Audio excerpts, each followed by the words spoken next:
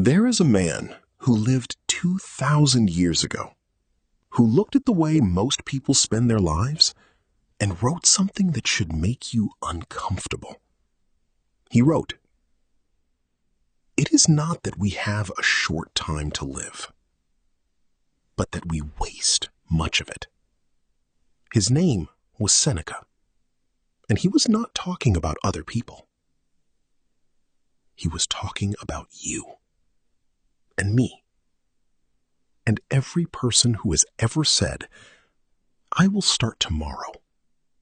I will do it when things calm down. I will live the life I want when I have more time."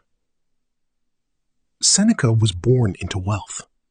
He was one of Rome's greatest writers, a philosopher, a statesman, advisor to emperors. And yet, he spent years in exile, stripped of everything, sent away to a remote island for reasons he didn't fully understand. And it was there, alone, uncertain, far from everything, that he began to understand time, really understand it. Not time as something you manage, not time as something you schedule. Time as the only thing you actually own. He wrote a letter called On the Shortness of Life.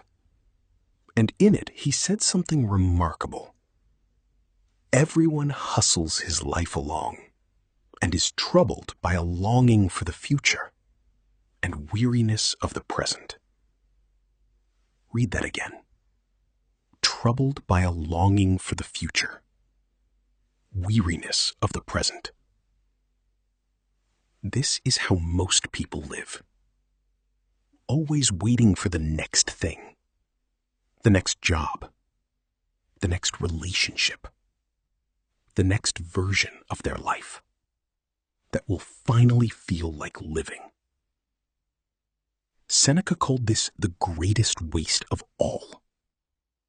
Not wasting money, not wasting opportunity, wasting the present moment, the only moment that ever actually exists. He wrote, "Omnia aliena sunt, tempus tantum nostrum est." Everything is foreign to us. Time alone belongs to us. Think about what you gave your time to this week.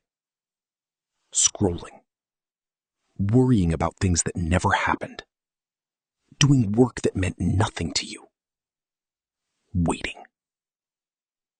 Seneca would say you were not living. You were letting life happen to you. But here is what makes Seneca different. He did not just tell people to be present. He told them exactly what was stealing their time.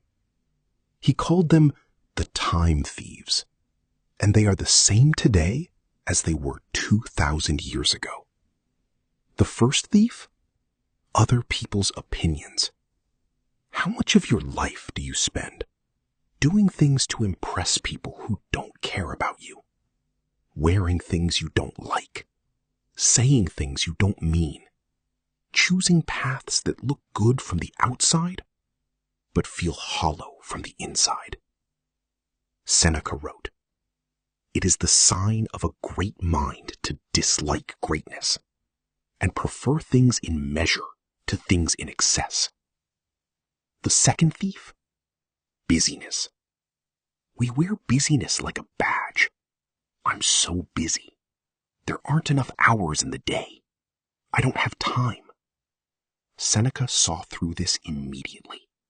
He wrote, "People are frugal in guarding their personal property, but as soon as it comes to squandering time, they are most wasteful of the one thing in which it is right to be stingy. You guard your money carefully. You count every expense. But hours, days, years, you give away without thinking." The third thief? Postponement. This one is the most dangerous. because it feels reasonable. It feels responsible even. I will do it when I am ready. I will start when things settle down. I will live fully when I have more time. Seneca had one answer to this. While we are postponing, life speeds by. Not slows, not waits, speeds by. He wrote on the shortness of life when he was old, when he had watched years disappear, when he had seen brilliant minds waste themselves on things that never mattered. And he wrote it not as a lecture, but as a confession. He had wasted time too. He had postponed too. He had given his hours to things unworthy of them. And he wanted you to learn what took him a lifetime to understand. Life is not short. We are given enough time. More than enough. The question is never how much time you have. The question is what you do with the time that is yours. Right now. Not tomorrow. Not when things calm down. Now. Because Seneca knew something most people never learn.